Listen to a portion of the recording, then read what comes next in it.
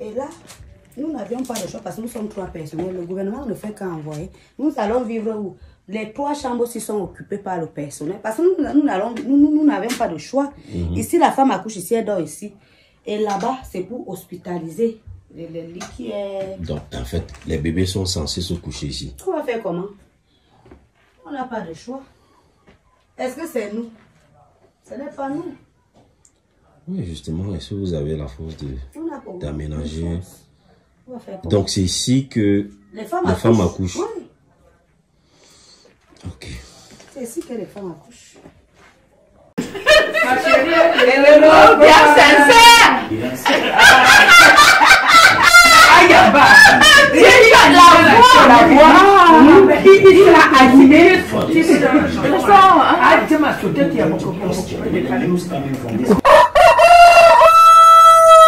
Mesdames, Messieurs, chers compatriotes et toutes celles de ceux qui me font l'honneur de suivre les actions de SOS Cameroun Solidarité par ma voix, je vous dirai jamais assez merci pour ce que vous apportez au quotidien. Sans vous, nous ne sommes rien et nous ne ferons jamais rien. C'est pour cela que je ne manque aucune occasion, ici comme ailleurs, pour vous renouveler nos remerciements. Merci à toutes et merci à tous. Mes chers compatriotes, aujourd'hui est un nouveau jour. Le Tout-Puissant m'a glorifié. Le Tout-Puissant m'a honoré.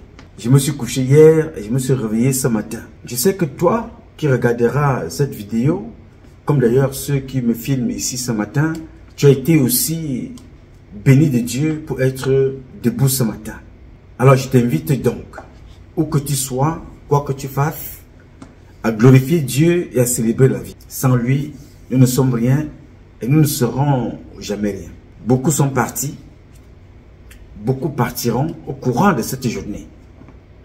Alors, implore le Tout-Puissant qu'il t'accompagne au courant de toutes tes activités de ce jour. Qu'il te bénisse, qu'il te protège, qu'il te guide, qu'il t'inspire dans tes actions.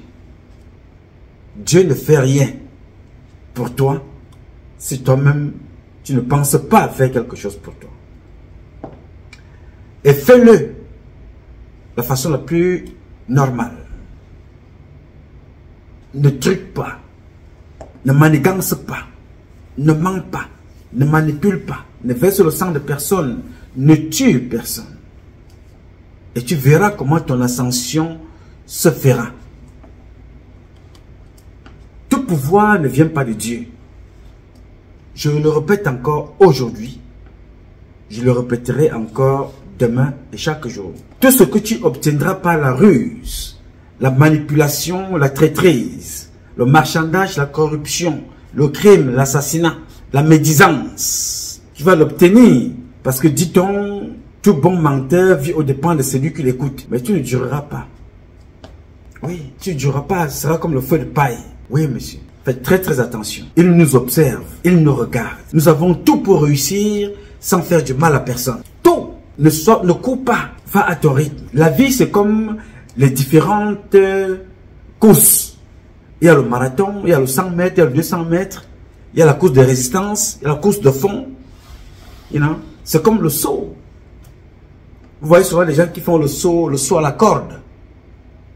Il y a, à un certain niveau, c'est au niveau des chevilles. Après, on amène au niveau du tibia, la corde, je veux dire. Après, on amène au niveau des genoux. Après, au niveau des cuisses. Après, au niveau des reins. Après, au niveau du nombril. Et ainsi de suite, et ainsi de suite. Plus tes capacités te permettent de continuer, tu peux aller même au niveau jusqu'à 2 mètres. Va à ton rythme. La course est même encore mieux pour définir ce que je veux dire. La course à pied, les gens marchent, ils font la course à pied. Je ne vais pas dire, you know, le marathon ou la course de 100 mètres. La marche. Tu vas à ton rythme. Il y a des gens qui iront vite parce que leurs poumons ont été développés pour résister tout simplement à 100 mètres. Dès qu'il fait les 100 mètres, il ne peut pas faire 101 mètres. Parce que ses poumons ne permettent pas. Et il a donc compris ça. Il a dopé son muscle pour avoir de la puissance au moment du débarrage. Pour pouvoir, you know, aller par force fendre l'air et arriver de l'autre côté à moins de 8 ou 9 secondes. 100 mètres. Il y a d'autres.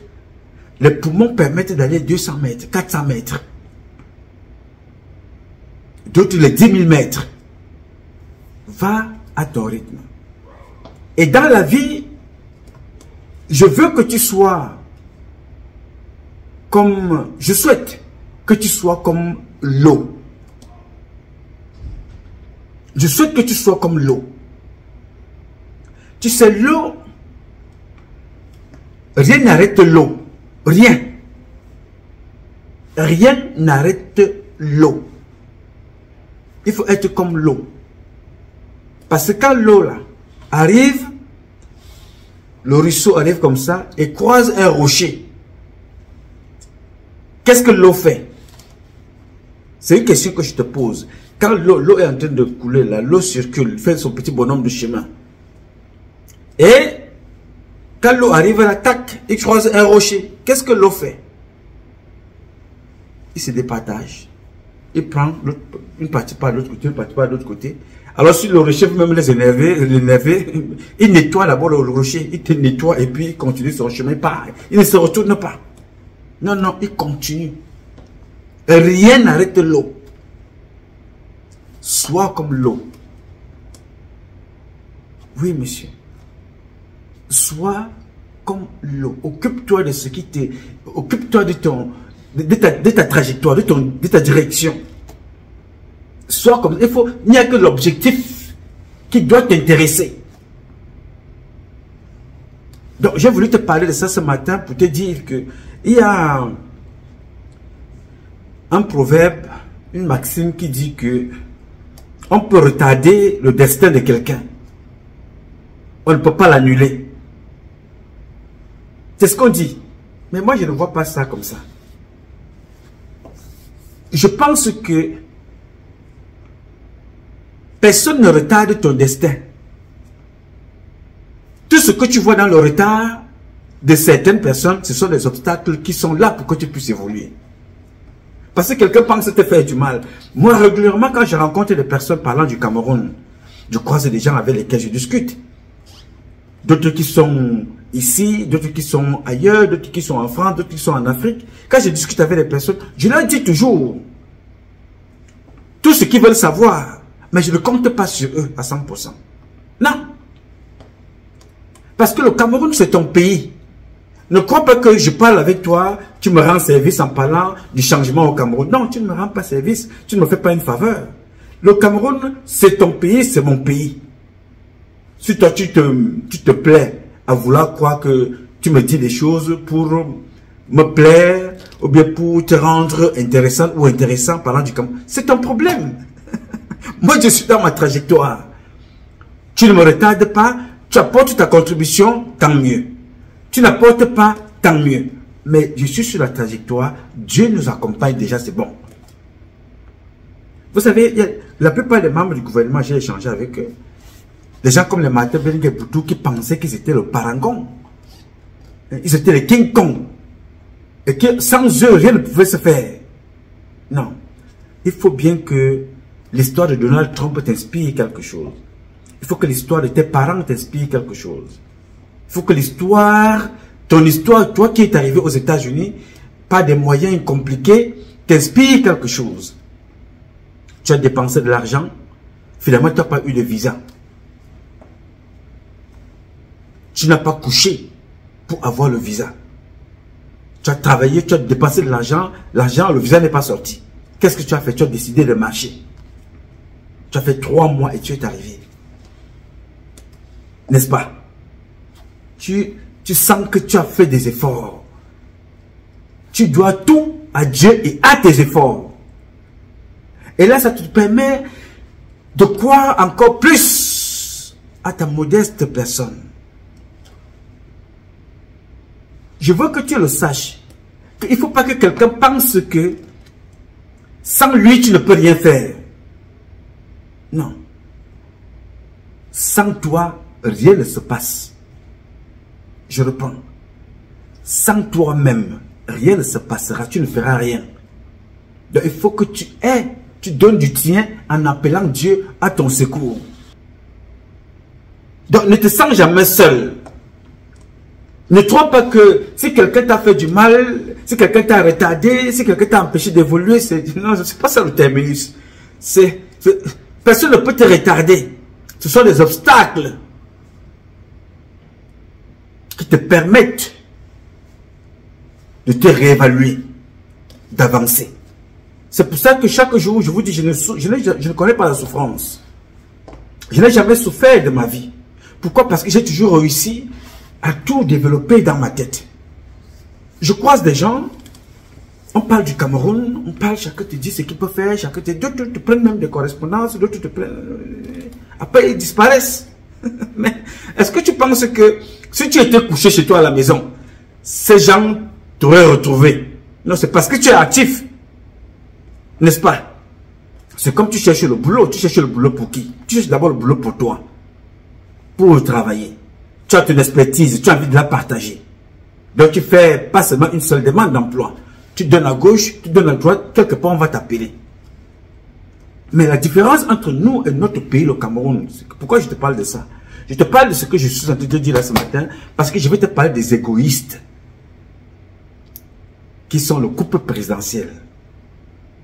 Mais le couple présidentiel n'est pas seul. Il y a aussi des égoïstes chez nous. Parce qu'eux, ils sont à la base maudits. Un couple maudit. Le couple présidentiel. Donc, je te parle de ça parce que chaque fois que vous faites des choses, vous avez l'impression que certaines personnes vont venir te voir parce qu'ils te rendent service. Ou toi, tu iras vers les personnes parce que tu les rends service. Parlant du Cameroun, je veux dire, non, c'est ton pays, c'est mon pays, c'est notre pays. Et je te parle aujourd'hui pour te montrer l'exemple de ceux qui n'aiment pas ce pays-là, ce qu'ils ont fait de ce pays en t'utilisant. Donc, j'ai choisi de causer avec vous, prendre quelques questions comme ça que vous m'avez posées de façon ça et là. J'ai donc pris quelques exemples de l'égoïsme et de la méchanceté. Vous regardez Chantal Biya, n'est-ce pas? C'est une fille, une belle femme, une autre belle maman. Chez nous, on ne juge pas les parents. Vraiment, il faut laisser... On juge les actions administratives et la justice fera son travail. Mais on peut apprécier négativement ou positivement. Mais moi, j'apprécie négativement ce qu'ils ont fait. Très mal fait. Ils auraient pu faire mieux, mais ils ont très mal fait. Rien n'est fait. C'est zéro. Voilà. Cadre de la famille, ce sont mes parents. Donc, c'est moi qui ai échoué. Si le père a échoué, l'enfant n'a pas fait son travail. Le père a fait ce qu'il avait à faire. Mais de l'autre côté, je vais te montrer l'égoïsme de ces personnes, de ces parents-là, qui n'ont pensé qu'à eux. Si tu pars, si tu te rends au port autonome de Douala, regarde le port autonome de Douala. Arrivé là-bas au port autonome de Douala, le monsieur qui est là-bas, qu'on appelle Sylvie Senghor, vous allez l'aimer, vous allez le détester, il fait son petit bonhomme de chez moi. Ce n'est pas ça qui m'intéresse. Mais ce qui m'intéresse, c'est que là-bas, il y a une drague qu'on appelle la drague Chantal Biya. C'est un engin qu'on a donné le nom de Chantal Biya. La drague Chantal Biya. N'est-ce pas? Pourquoi pas? La drague Chantal Biya. C'est la drague Chantal Biya. Vous pouvez mettre la drague Odurusu, ou Titakwe, ou Nganchompono, ou Ngonkoronkana. On dit la drague Chantal Biya. Bien.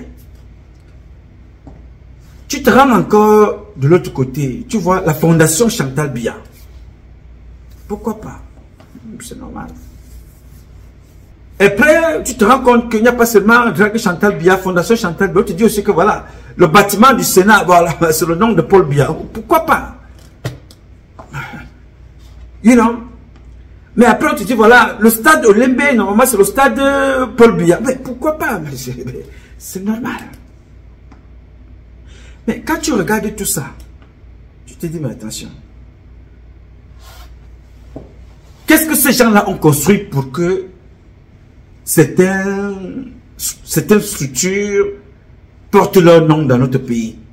Avec vous, professeur, on parle du 28e anniversaire de la mort d'Amadou Ahidjo. Si vous étiez demandé de dire un mot sur la question du rapatriement de ces restes de Dakar. Que diriez-vous? Il faut le faire. Qui doit le faire? On m'avait dit un mot. Justement, qui doit le faire? Je pense que le président Ahidjo qui doit initier cette action? Je pense que la famille ou l'État du Cameroun? Oui, je pense que c'est le Cameroun. Le Cameroun doit le faire. Il faut parfois... Vous savez, nous sommes dans un contexte de mondialisation.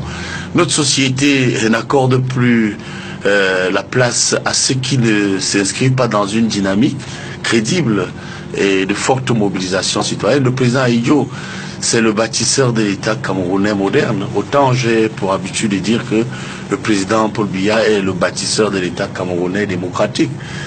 N'oubliez pas que quand vous observez quand même l'œuvre du président Ahidjo, je ne prends que deux exemples. Prenons les grandes écoles, l'IRIC, Samadou Ahidjo, l'ENAM Samadou Ahidjo, Polytech Samadou Ahidjo, et l'ESSEC c'est Amadou Ahidjo, l'école normale supérieure Samadou Ahidjo. On peut continuer l'école des travaux et bien l'école militaire. Je pense que c'est incontestablement le bâtisseur de l'État camerounais moderne. On peut aller plus loin sur le plan économique.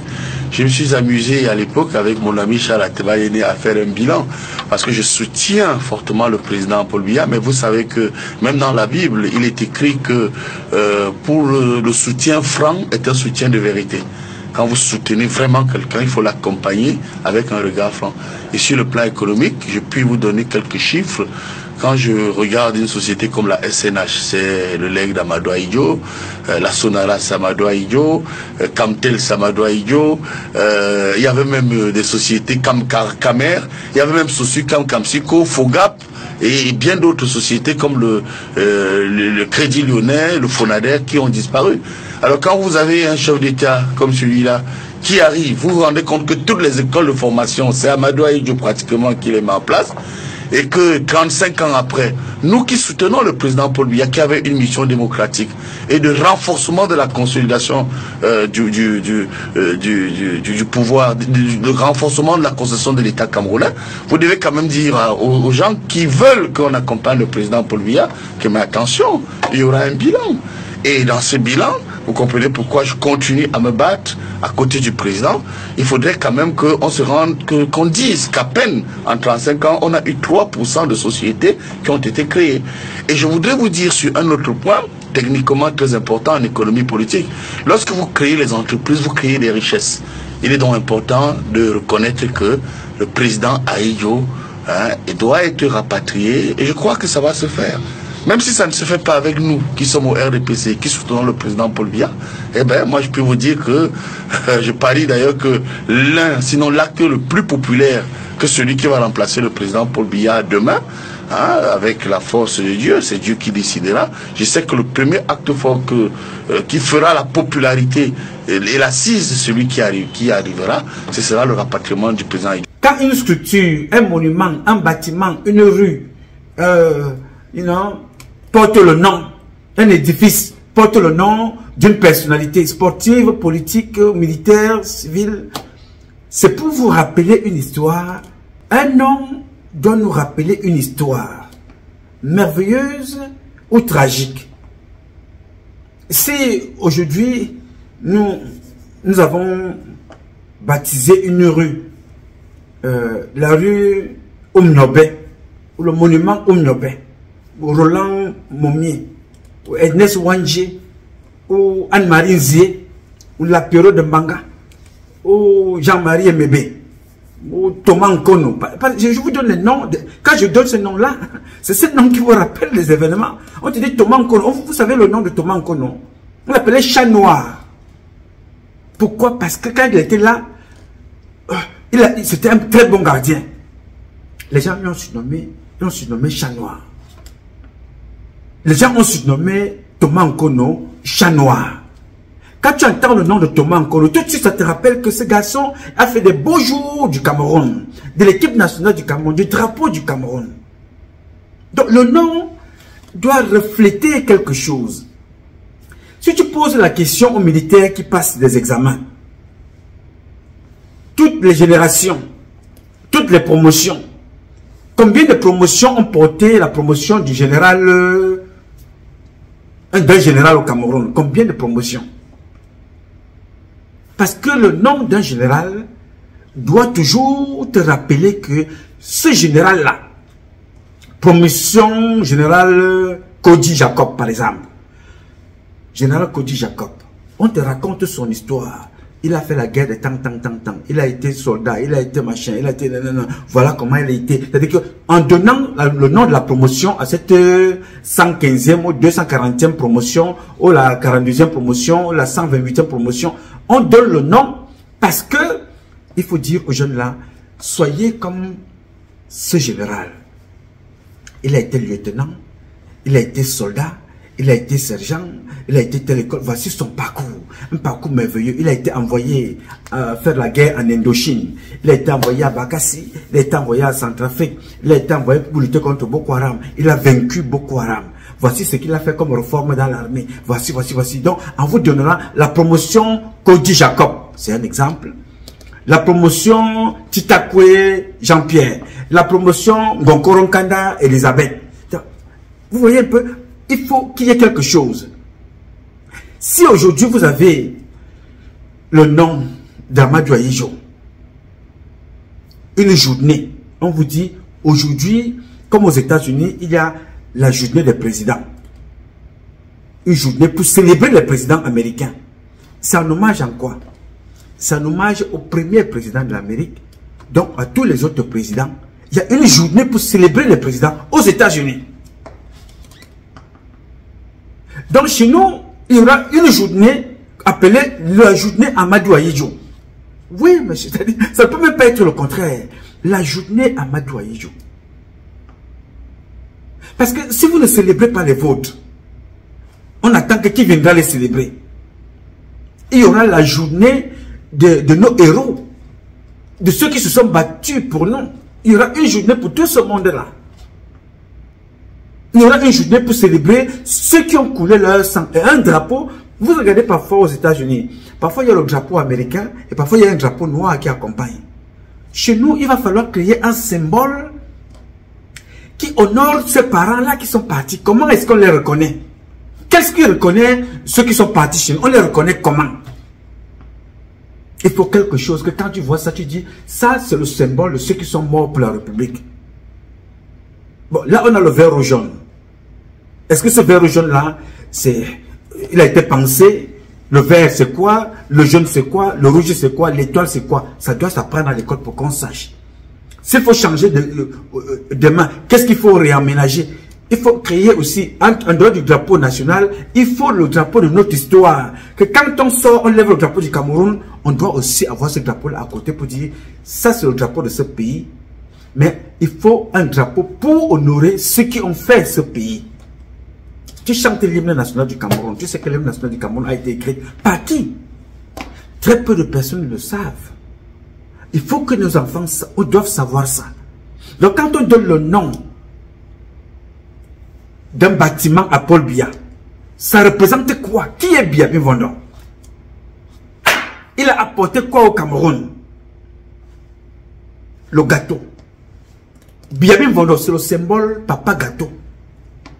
Papa anniversaire, na maman gâteau, na maman anniversaire, na papa gâteau. Quand tu vois là, c'est le papa et maman gâteau. Papa anniversaire. La fille, na maman, na jeune fille droguée. Na maman broutage. C'est ça. Qu'est-ce que ces gens-là quand vous les voyez, ils représentent quoi? Quand vous regardez Eto'o, Eto'o représente quoi? Un goleador, n'est-ce pas? Dès qu'on voit Eto'o quelque part, qu'est-ce qui vous revient en tête?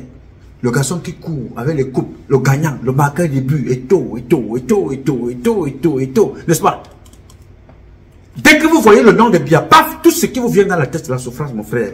Pain sardine, la bière, le pain du RDPC, le gâteau d'anniversaire, la souffrance, le manque d'emploi, les crimes, les viols, l'assassinat, les tortures, les kidnappings, les rançons, les sodomifiants. Voilà, quand tu vois Paul Biya, tu vois seulement tout est négatif. Les larmes et la douleur de l'épouse du sous-préfet de Idabato, enlevée depuis presque un mois, sont désormais accompagnées des voix indignées des hommes politiques. Maurice Kamto, dans une déclaration publique, s'interroge sur l'absence de manifestation d'empathie et de solidarité nationale envers la famille de Roland Ewane. Le président du mouvement pour la renaissance du Cameroun déplore le silence des autorités camerounaises et condamne vivement les déclarations du gouverneur de la région du Sud-Ouest dans cette affaire. Nous parlons ici d'un sous-préfet, c'est-à-dire le représentant du chef de l'État dans une région. La famille s'est rapprochée du gouverneur de région qui leur a dit « Restez calme, restez serein » et a même évoqué Dieu en leur disant « Priez et remettez tout entre les mains de Dieu ». Ce qui signifie qu'aucune démarche sérieuse n'a été entreprise. Maître Akere Mouna, quant à lui, lance un vibrant appel à la compassion et à l'humanité pour obtenir la libération de Roland Ewane Ekwe, officier de district de Idabato. Face à cette situation critique, le parti au pouvoir exprime sa compassion, mais pense tout de même qu'il est impératif de résister à tout chantage. En matière de prise d'otage et de demande de rançon, vous savez, les États qui sont radicalement opposés au terrorisme ont le même principe.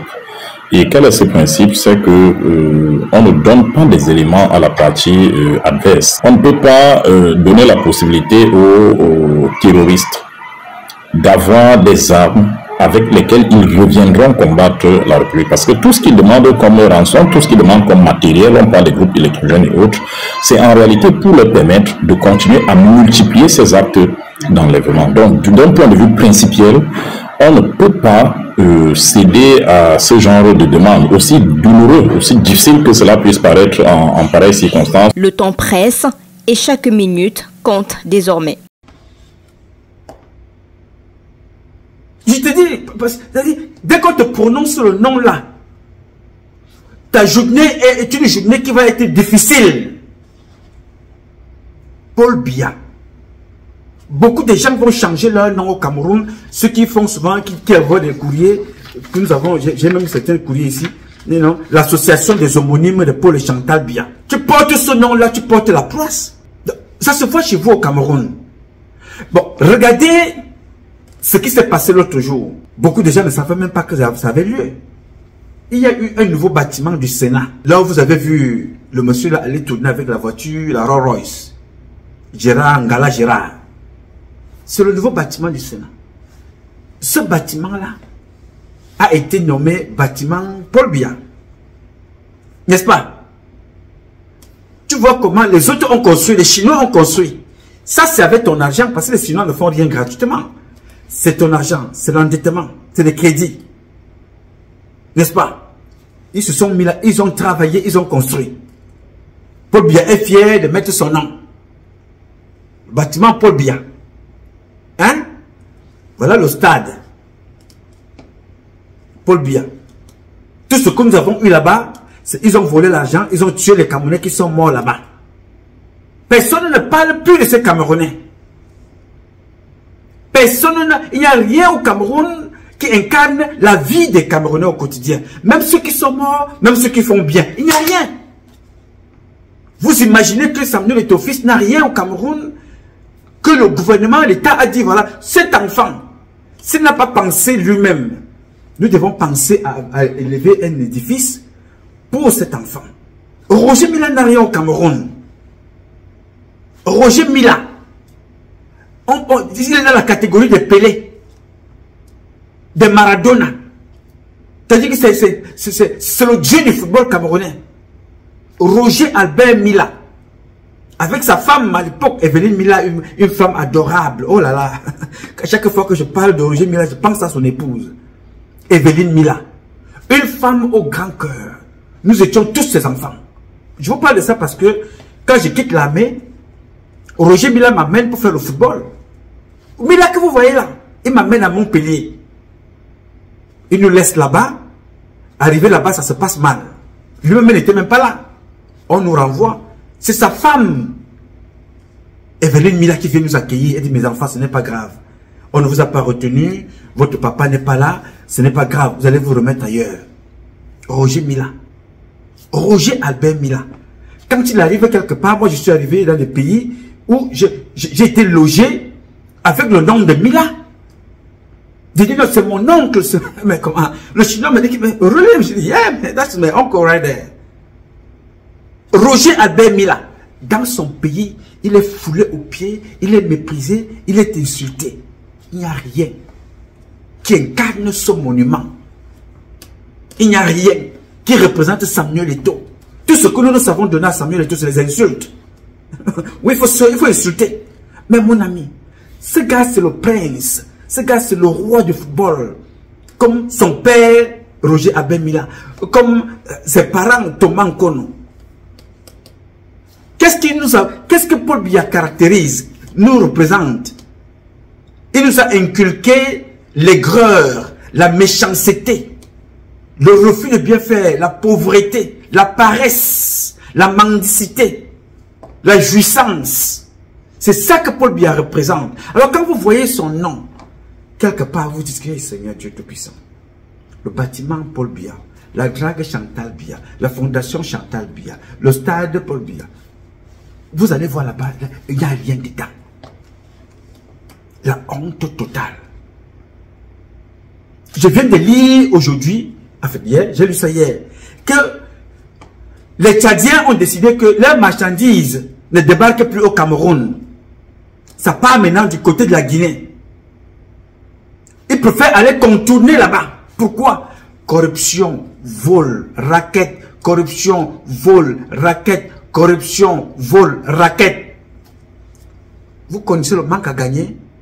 Plusieurs milliards au courant d'une année. Parce que les choses peuvent passer de l'autre côté. Ils préfèrent aller payer ailleurs que chez nous. Mais Paul Biya, les bâtiments doivent porter son nom. Bientôt, ne soyez pas surpris. Quand vous dites que voilà, ce n'est plus le vert ou jaune, you know, ce serait le drapeau Paul et Chantal Biya. Ce n'est plus la République du Cameroun, ce serait la République Paul et Chantal Biya. Ou bien la République Bolo Nanga. Donc, je vous dis ça pour vous démontrer le degré d'égoïsme des personnes. Et vous n'avez même pas l'air de comprendre dans quoi ces gens nous sont plongés. Et c'est le travail que j'avais à faire depuis 30 ans, 32 maintenant. Vous dites ça. Que, vous voyez, là où ces gens-là nous ont amenés. Si tu croises un Camerounais aujourd'hui dans la rue, tu lui poses la question, micro-trottoir. Est-ce que vous connaissez l'hymne national du Cameroun? Beaucoup ne savent même pas chanter. Beaucoup ne sauront jamais qui a écrit l'hymne du Cameroun. Qui est Oumniobe? Nous parlons tout simplement de Oumniobe, de Roland Momier, de Ernest Wandje. Mais ces gens-là, il y a au moins plus de 1000 Camerounais qui ont fait l'histoire du Cameroun que vous voyez là. Des milliers de Camerounais. Des hommes et des femmes que nous ne connaissons pas. Mais les gens viennent se régir des trucs. Fondation Chantal Biya. Mais avant Fondation Chantal Biya, est-ce que vous savez ce que cette femme-là et son mari ont fait? Ils ont détruit celle que nous aimions avant. Jeanne-Hélène Biya. Le premier geste des maudits, de l'égocentrisme, effacer ce que les autres ont fait. Pour que toi-même tu ne fasses rien, mais pour que ton nom soit là. Jeanne-Hélène Biya avait un pavillon. Qu'est-ce qu'il est devenu ce pavillon? Vous voyez le décret de l'égocentrisme. Jeanne-Hélène Biya avait un pavillon. Qu'est devenu ce pavillon-là? Ils sont allés détruire ce pavillon pour la fondation Chantal Biya. La fondation Chantal Biya, c'est seulement Yaoundé. Les gens qui sont dans le Sérac, là, ce ne sont que des filles de Yaoundé. Où est la représentation de la fondation Chantal Biya dans le Grand Nord? Où est-elle à l'ouest? Où est-elle dans le centre? Où est-elle au littoral? C'est ce que je veux vous dire en parlant de ça. Que le règne de Biya était un règne important qui doit être oublié, laissé dans la poubelle de l'histoire. Parce que cela nous inspire le mal, la médiocrité, la paresse, le satanisme, les sodomifiants, la corruption. Le règne de Biya n'a été que ça. te parle de Poutine, qu'est-ce que tu vois? Un homme fort. Tu te dis, oh, Poutine, mon ami, l'homme qui a tenu tête à plus de 50 pays, avec son pays, la Russie. Mais alors que Poutine a aussi ses faiblesses. Mais quand on te parle de Poutine, l'idée qui te vient en tête, c'est un homme fort. Est-ce que Poutine fait tout ça tout seul? Mais il a des gens. Mais le mental de Poutine, son esprit, ça, tout le monde, les enfants en Afrique disent Poutine, Poutine, Poutine, Poutine, Poutine. Vous voyez un peu? Aux États-Unis, là nous sommes en train, là, dans les prochaines 48 heures, célébrer l'inauguration de Donald Trump. Voilà un homme, à peine il n'est même pas encore arrivé. Il n'est pas encore venu. Il est en route. Tout le monde a peur. Ça tremble. Il signe déjà les choses. Les choses sont en train de se mettre en place. Dès qu'il va arriver, c'est la journée des signatures, des crèves, machin, truc et tout ça. Tout le monde a peur. Il vous a dit, mon pays d'abord. America first. Make America great again. Mais quand tu regardes bien, tu regardes le Cameroun, papa, tu vois la souffrance. Olembe comprend une piscine olympique de 2000 places. Olembe comprend 2 stades de handball, 2 stades d'entraînement de football, 2 stades de handball, 2 stades de basketball, 2 stades de tennis également. Et à l'intérieur de ce complexe, vous avez également un musée, vous avez des salles de cinéma. Sur le stade 5 étoiles qui devait faire partie, l'hôtel, oui, qui devait faire partie du complexe, oui. Il est toujours d'actualité ou pas? Bien sûr, l'hôtel est un peu très avancé. En fait, les gens ne savent pas où l'hôtel se trouve. Il est au sous-sol. Il est sous les gradins. Il est sous les gradins. Donc lorsque les gens disent oui, on ne voit pas l'hôtel, l'hôtel est sous les gradins. Il est en bonne voie? Bien sûr. Le centre commercial également. C'est souriant, hein?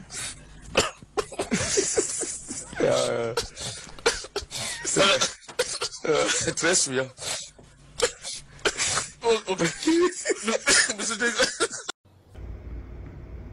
Tu vois, c'est-à-dire, la souffrance se lie.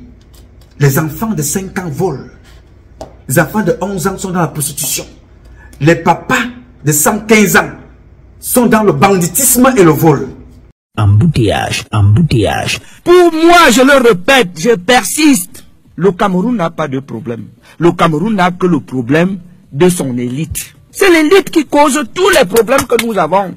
L'élite s'enrichit, elle est injuste, elle est dans l'homosexualité. Regardez un journal, Triévenal, révélation satanique d'une prostituée de luxe. J'ai vendu du sperme au ministre. Voilà le journal. On n'a pas dit qu'on a vendu au Bayam Salam ou au motoman ou aux étudiants. On a vendu au ministre. Alors, la question c'est, quand les ministres achètent le sperme, c'est pour faire quoi avec? C'est le sperme de qui? C'est ça la question. Vous avez lu le livre de Titus Edouard. Il dit que il y a des séances pour boire le sang. C'est le sang de qui? Dans la séance là, c'est qui et qui et qui et qui? Il y a un livre qui circule. Allez sur le net, Cameroun 100%. Vous entendez ce que Balango dit? Il raconte comment on tue les gens, on égorge les gens, etc. Est-ce que c'est ça que le président Paul Biya nous a promis? En 1982, le président Paul Biya a dit rigueur, moralisation, justice sociale, etc.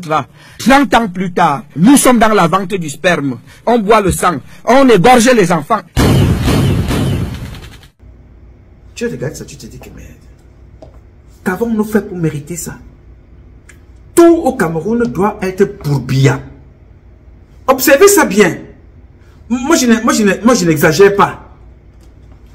Quel jour avez-vous déjà vu? Je ne vais pas énumérer tout ici. Je te pose la question, toi qui me suis. Chaque fois que vous écoutez les ministres venir parler de Biya, il y a eu une catastrophe. Le président n'était pas là. Il y a quelqu'un qui a représenté le président.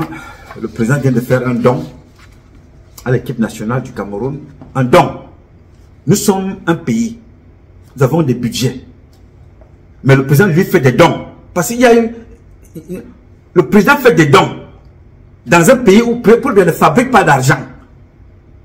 Paul Biya vit avec l'argent de la vendeuse de tomates.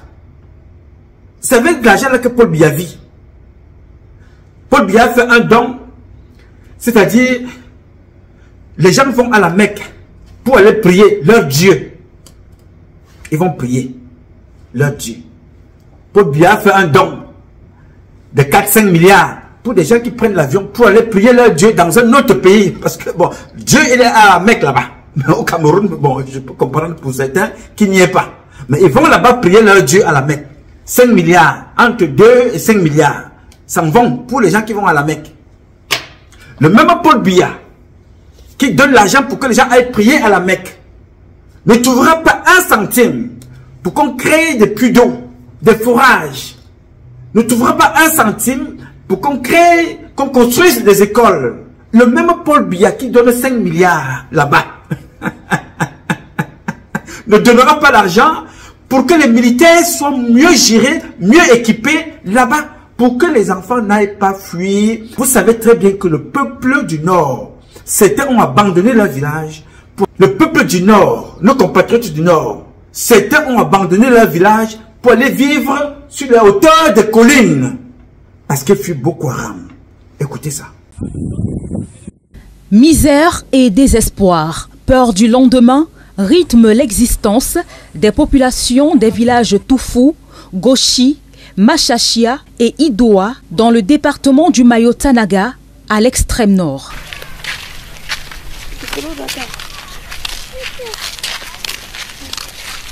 Ils transportent sur leur tête tout ce qui leur reste comme bien.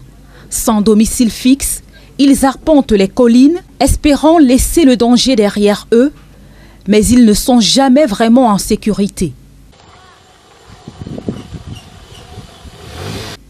Emmanuel est élève en classe de première au lycée de Tourou, le seul encore fonctionnel dans le coin. Il se déplace à bord de sa moto avec sa valise, sa natte et ses fournitures scolaires. Quand vous voyez ces positions avec des nattes et des valises, c'est comme ça que nous, les élèves de Tourou, partent à l'école. Quand on quitte de la maison pour aller aux montagnes, on n'a pas encore le temps pour rentrer à la maison parce que nous sommes égarés et sur la montagne. Emmanuel Galvi transporte pratiquement toute sa vie sur cette moto. Lui qui nourrit le rêve de faire de grandes études, se trouve aujourd'hui buté aux conséquences d'une guerre qui lui a presque tout arraché. Voici le cahier ici. Ça, ce sont mes cahiers à présent. Et de l'autre côté, ce sont mes bagages. Vous les voyez, et des draps présents. Ça, ce sont les bagages. Les bagages. Voici comment nous, on fréquente ici à Tourou. C'est vraiment grave. Nous ne savons pas de quoi l'État pense à nous. Parce que ces situations nous ont carrément dépassés. Je suis en salle de la première. Mais vous le savez que la première aime la concentration sur le cahier.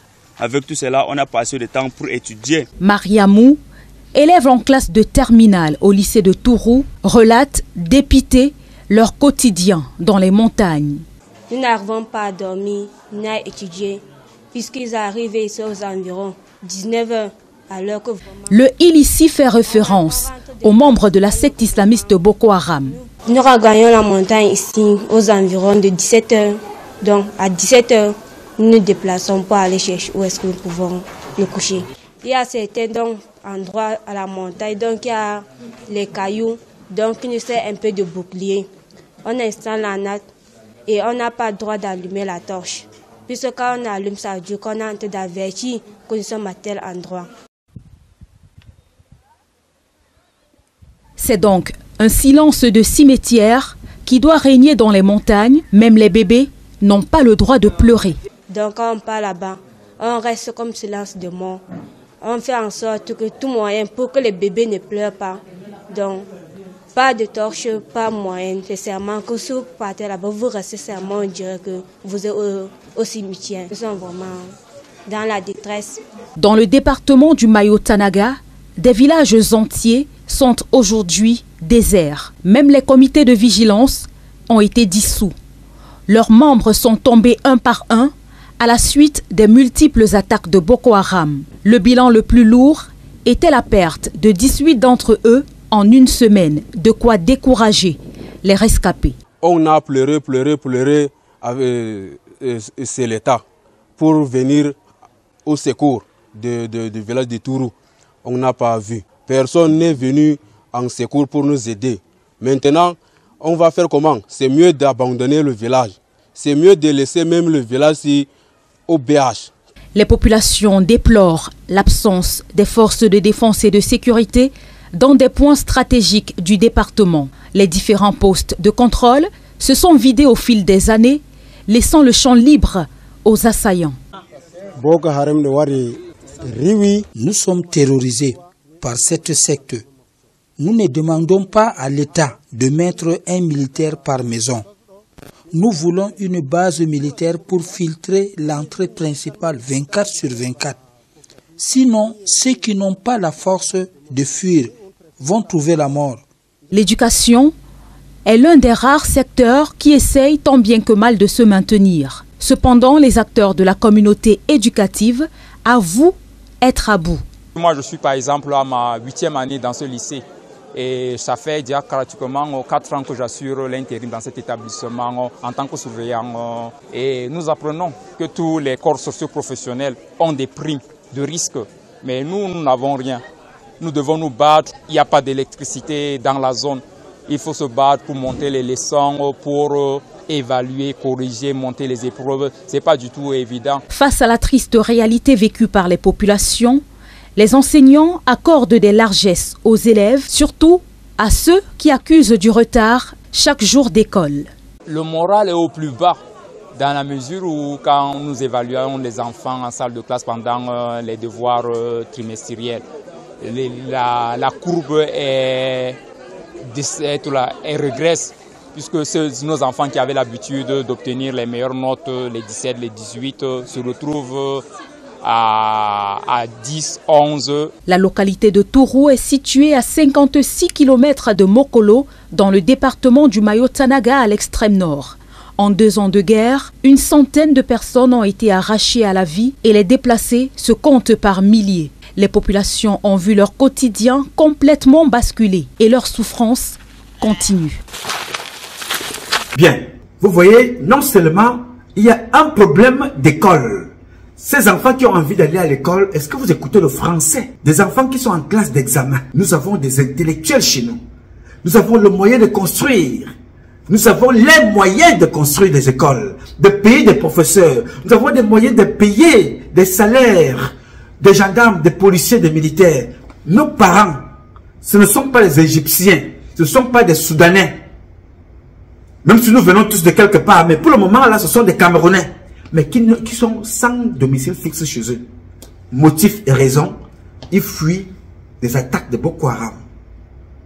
Mais nous avons des militaires dans notre pays, le Cameroun. Nous avons des gendarmes. Mais dans cette région-là, la tenue la plus portée là-bas, en dehors du boubou, c'est la tenue du RDPC. Encore Paul Biya. La tenue la plus portée au nord Cameroun. Parce que c'est la population qui vote le plus. Comme lui-même l'avait dit, et ils disent eux-mêmes, le plus pour Paul Biya. Donc après le boubou, avec lequel certains vont prier à la mosquée, c'est la tenue du RDPC. Mais c'est le nom de Paul Biya qui est là-bas. Paul Biya, oye, Paul Biya, ayo, Paul Biya, oye. Mais ce père Paul Biya là, qu'est-ce qu'il a fait pour ce peuple-là? L'eau, on ne demande pas à Biya Bivondon. Prends l'eau d'Etoudi, amène-nous ça de l'autre côté.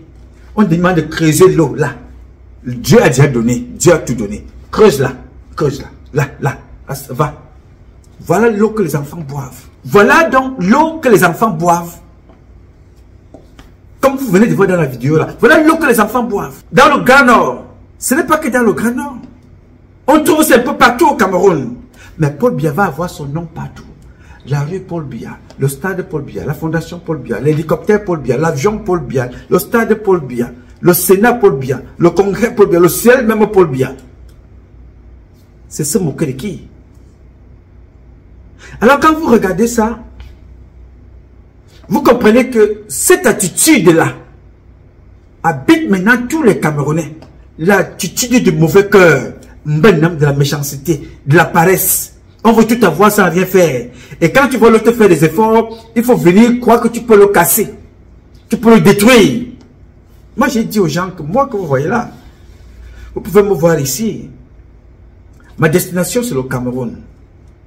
Pour aller contribuer. Et un jour aussi dire à nos amis ici, merci beaucoup pour ce que vous nous avez apporté. S'il y a des contrats à signer aussi, venez chez nous. Moi, j'ai vu l'Amérique. J'ai vu ce que vous faites chez vous. Les trains là, moi, je l'ai vu aussi chez moi. Mais j'ai vu les grands stades ici, là. Venez aussi les construire. J'ai vu les prisons. 42 ans. Biya a été incapable de construire des prisons. Je dis, mais des murs de prison, 42 ans. 42. Incapable de construire des puits d'eau chez lui. 42 ans, mon frère. 42 ans. Même s'il fallait, on se dit, ok, nous allons prendre 24 mois. On oublie toutes les autres régions du Cameroun. Aujourd'hui, c'est le sud. Pendant 24 mois. Pendant l'eau, route, machin, tout, sud. Ces 2 ans ou 3 ans là, ce n'est que le sud. Les autres souffraient. Entre-temps, il y a le minimum. 3 ans, 36 mois, ce n'est que le sud. On développe là-bas. Et qu'en 3 ans, toutes les populations du sud doivent avoir l'eau potable. On ne fera que ça, l'eau potable, électricité, l'eau potable, électricité. 3 ans, on inonde les Camerounais. Allons là-bas. Quand on a fini là-bas, on prend de l'autre côté. En 42 ans, on aurait construit tout le Cameroun. On aurait même demandé que, mais si pour bien meurt même, que son cercueil soit là. Mort, mais président. Mais aujourd'hui, nous avons quoi? Rien, mais nous avons une photo qui nous gouverne. Chaque ministre que vous entendez parler, derrière lui, c'est une photo de Paul Biya. On va livrer des... Ils vont donner des sceaux. Le don de Paul Biya, le don des sceaux. Il y a la photo de Paul Biya au milieu des sceaux. Le don des sceaux. Paul Biya n'est jamais là, mais c'est les sceaux qui sont là et la photo de Paul Biya. Vous comprenez la gravité du truc? C'est-à-dire, les gens sont dans le nord Cameroun, vivent sur les montagnes, n'ont pas de l'eau, mais Paul Biya prendra quand même 5 milliards. Allez là-bas prier. Là-bas, à la Mecque, il y a certains qui meurent, qui ne reviennent même pas. Depuis que nous allons prier à la Mecque, Dieu n'a pas encore compris qu'il nous faut de l'eau. Même mes frères musulmans, je vais aller voir le roi. Salman, moi je vais aller le voir. Je vais dire au roi que c'est mon roi. Mes parents qui viennent prier ici, n'ont même pas une petite mosquée là-bas, en attendant la Mecque, en attendant la grande prière, ils n'ont pas là où prier de l'autre côté et il n'y a pas l'eau. Mon frère, aide mes parents qui sont de l'autre côté. Pas au nom de l'argent, mais au nom d'Allah, Bismillah ar-Rahman ar-Rahim. Ces gens-là prennent des kilomètres d'heures de vol pour venir prier ici. Mais Sa Majesté, Monsieur le Roi, le Prince, le Roi Salman, les Camerounais de ce côté-là n'ont pas de mosquée. Ils vivent comme des rats. Chez nous, les musulmans, c'est l'hospitalité. C'est nous, les musulmans, c'est donner à l'autre. Monsieur Salman, le prince, le roi, le sultan, le président, les musulmans du Nord Cameroun qui viennent là-bas à la mosquée, prier là-bas chaque année. 5 milliards, ils n'ont pas d'eau. Pour cette année, je vais lui dire ça, pour que pour cette année seulement, que vraiment, que les prières de mes compatriotes musulmans de l'Arabie Saoudite, des Émirats Arabes, du Koweït, de partout là, que cette année, que ces prières-là partent vers le Cameroun, pour que ces Camerounais-là aient l'eau potable, et là où, de quoi manger, là où prier. Là où prier. Le mauvais cœur de Paul Biya, il préfère distraire les gens, prendre de l'argent, donc donner comme ça, mais il serait incapable de dire, voilà, ok, Nouma, toi qui parles là, propose-moi quelque chose pour tes frères du Nord, propose-moi quelque chose pour tes frères du Sud. Nous avons proposé ici, pour le NOZO, j'ai été dans une réunion aux Nations Unies, j'ai été au département d'État. Qu'est-ce que nous n'avons pas encore fait pour ce pays? Alors, ce comportement t'habite tellement que aujourd'hui, quand tu entends Paul Biya, tout le monde veut marcher à son rythme. Même les bébés, c'est pour te dire l'impact qu'un nom négatif a dans vos vies. Même les bébés, à l'époque, quand tu parles avec un enfant, tu dis voilà, donne-moi aussi le bonbon. L'enfant te donnait le bonbon. Bébé, et quand la maman a appris au bébé à partager. Les bébés maintenant, ils ont pris l'habitude de Paul Biya. Tout pour lui et sa femme, rien pour les autres. Les bébés sont devenus radins. Les bébés. Le nom Paul Biya est devenu une maladie grave pour tuer le comportement. C'est-à-dire c'est une maladie qui contamine, c'est devenu comme un virus. Je vous lance un challenge. Je ne vous parle pas des poubelles. Ça, vous les connaissez. Ça, ce sont les voisins de Yaoundé, les souris, les poubelles, tous les 7 mètres de Yaoundé. Sachez qu'ils iront en prison et ils seront condamnés à la peine capitale. Il faut déjà qu'ils sachent ça. Ça, c'est sûr. Je voudrais vous lancer un petit challenge. Ceux qui me suivent et qui sont à Yaoundé, ne me donnez pas vos noms, mais rendez-moi un petit service. Rendez-moi un service. Faites cet exemple. Ce que je vais vous dire là, ça va être amusant. Allez faire des photos au parcours Vita.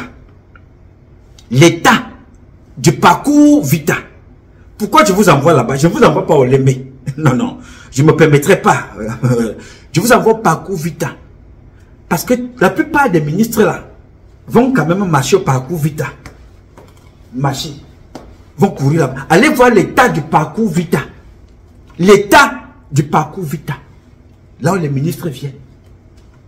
Ils sont à Yaoundé. C'est honteux. C'est grave. C'est malheureux. Sale. Sale. Et tout récemment, il y a quelqu'un qui a tabassé ou bien agressé un colonel de l'autre côté là-bas. Sale. Allez faire des photos, vous m'envoyez. Le seul endroit propre au Cameroun, ce sont les maisons de ces gens-là, de façon apparente. Mais à l'intérieur, ces maisons-là sont sales du sang. Des enfants. Des gens qu'on tue parfois dans les maisons. De ces gens-là, dans leur maison, parfois, il y a des chambres que les femmes n'entrent pas chez eux. Oui, monsieur. Ah oui.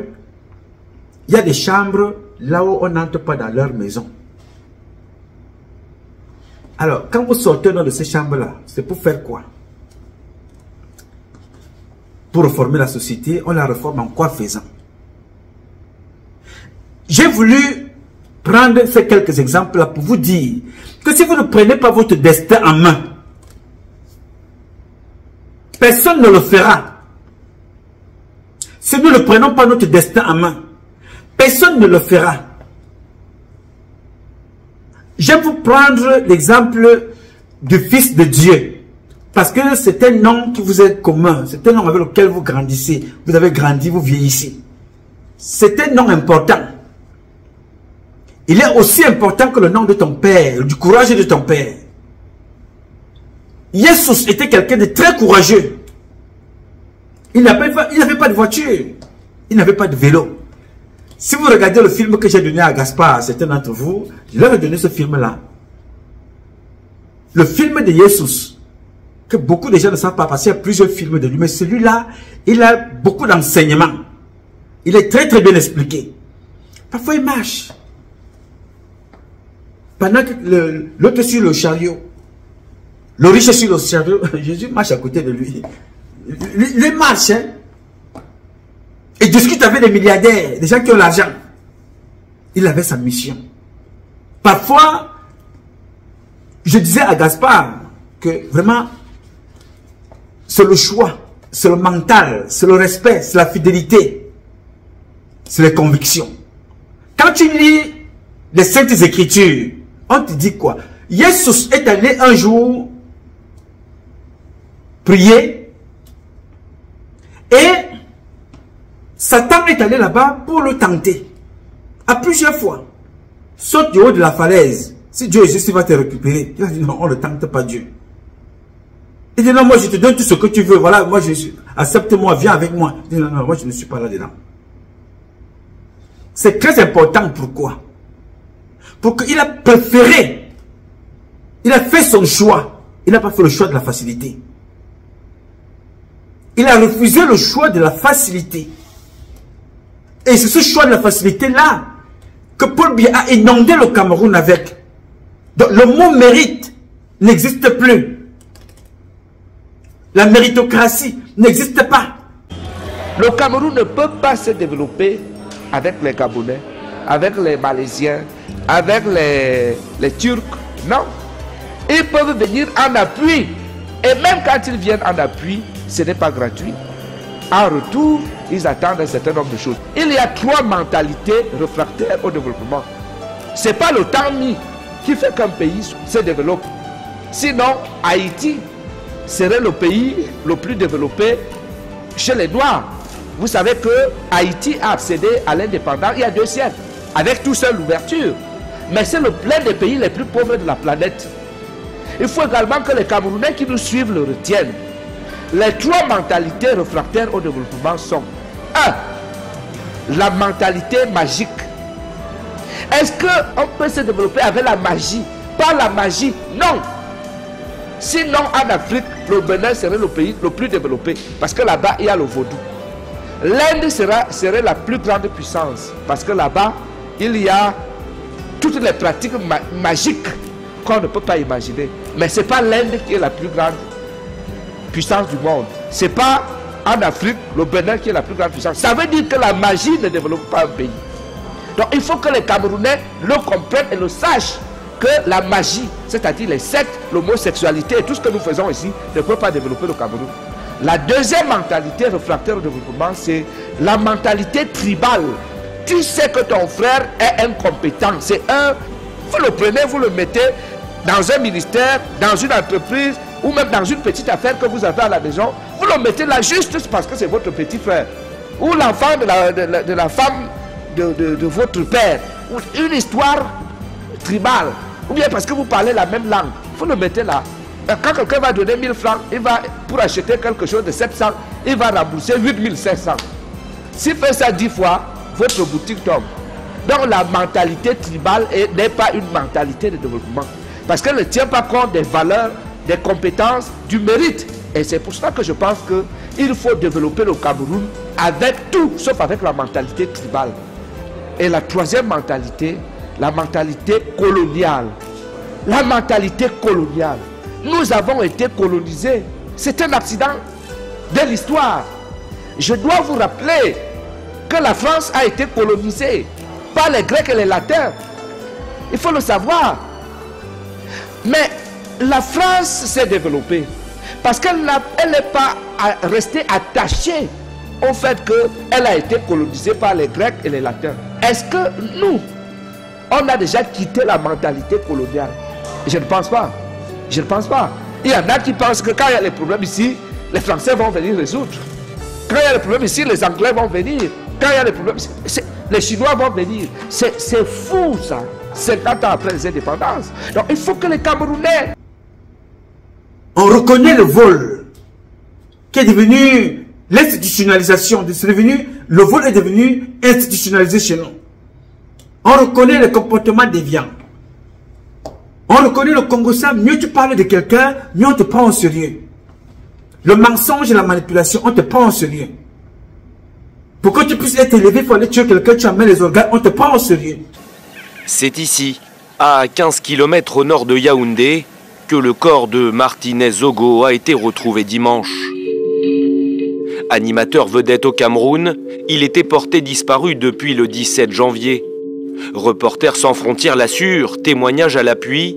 Le journaliste a été enlevé aux alentours de 20 h devant une gendarmerie en périphérie de la capitale, ce que la police ne confirme pas pour l'instant. Consterné, le syndicat national des journalistes dénonce un assassinat odieux et appelle tous ceux qui travaillent dans les médias camerounais à se vêtir de noir mercredi. Il est inadmissible qu'on enlève quelqu'un devant une gendarmerie et qu'on fasse 5 jours sans le retrouver et qu'on le retrouve mort 5 jours après. Ça veut dire que, connaissant la vivacité de nos forces de l'ordre et de sécurité, Directeur d'une radio privée, Martinez Zogo était connu pour son franc-parler. Dans son émission Embouteillage diffusée du lundi au vendredi, il abordait fréquemment des affaires de corruption et n'hésitait pas à nommer à l'antenne les personnalités concernées. Accusé de diffamation, il avait notamment été détenu préventivement 2 mois en 2020. Faire toute la lumière sur la mort de Martinez Zogo, c'est ce que demande l'opposition politique mais aussi Reporters sans frontières au Cameroun, pays classé par RSF 118e sur 180 en termes de liberté de la presse. Et on reste à Yaoundé, retrouver Marcel Amoko. Bonjour Marcel, la mort de Martinez Zogo suscite beaucoup de réactions sur place. Oui, Julien, une annonce, ou plutôt un assassinat, puisque, vous l'avez dit, son corps a été retrouvé ce dimanche sur un terrain vague à la périphérie de Yaoundé, portant des traces d'importants sévices corporels, ce qui laisse penser qu'il aurait été torturé avant d'être tué. Cette découverte a donc provoqué une véritable onde de choc à travers tout le pays et pas seulement dans les milieux de la presse. C'est toute l'opinion publique camerounaise qui est sous le choc. Le syndicat national des journalistes du Cameroun a publié un communiqué dans lequel il condamne cet acte qualifié de barbare et demande aux autorités camerounaises de protéger les journalistes et de tout mettre en œuvre pour retrouver les auteurs de cet assassinat. Le SNJC qui annonce également une manifestation ce mercredi dans tous les organes de presse camerounais. Même son de cloche du côté de la Fédération des éditeurs de presse cette fois-ci, qui projetait d'ailleurs un mouvement à la radio Amplitude FM ce matin, radio où officiait Martinez Zogo, et qui est actuellement même en conclave avec le ministre de la Communication, qui lui aussi a réagi en indiquant qu'une enquête avait été ouverte pour retrouver et traduire en justice les auteurs de ce crime. Les réactions d'indignation se sont également multipliées au sein de la classe politique camerounaise et des ONG locales de défense des droits de l'homme. Je rappelle que Martinez Zogo, connu pour ses dénonciations des actes de détournement de fonds et de corruption par certains pontes du régime dans son émission à forte audience Embouteillage, avait été enlevé mardi dernier par des hommes non identifiés et conduit vers une destination inconnue. Ces dernières semaines, ces dénonciations visaient notamment Jean-Pierre Amourou Belinga, un sulfureux homme d'affaires qui aurait perçu d'énormes sommes d'argent du trésor public camerounais pour des marchés soupçonnés d'être fictifs. L'assassinat de Martinez Zogo a donc créé une véritable psychose chez les journalistes camerounais avec une question lancinante: à qui le tour? Merci Marcel. Va creuser les tombes, profaner les tombes, voler des ossements humains. On te prendra au sérieux. Coucher avec les cadavres dans des... Non, on te prendra au sérieux. Mais quand tu joues avec le diplôme, avec l'expertise de ce que tu sais faire, on te prendra pas au sérieux. On dit qui t'a envoyé? Zalomo, Jojon Lenger, Momba. Tu sors d'où? Qui t'a envoyé? Tu viens de qui? Non, tu n'as pas besoin de savoir qui m'a envoyé. Tu as besoin de savoir que je m'appelle Nouma. Patrice Nouma Freeman. Je suis militaire, je suis un soldat. Voici mon parcours ici. Voici ce que je peux faire. Je peux reformer l'armée. Je peux sécuriser le Cameroun. Est-ce que tu as besoin de savoir si je suis le fils de Paul Biya ou le fils de Nouma? Non, je suis Camerounais. Tu m'appelles Tamanjong Dieudonné. Je suis un ingénieur de travaux publics. Voici ce que je peux faire, voici ce que je peux faire, voici mon CV, voilà ce que j'ai fait. Je suis Ngonkoro Kanda. Je suis enseignante. Je suis venu parce que j'ai envie d'apporter ma contribution. Toutefois que Paul Biya a appelé les Camerounais de venir, on vient, c'est pour nous soumettre des Camerounais.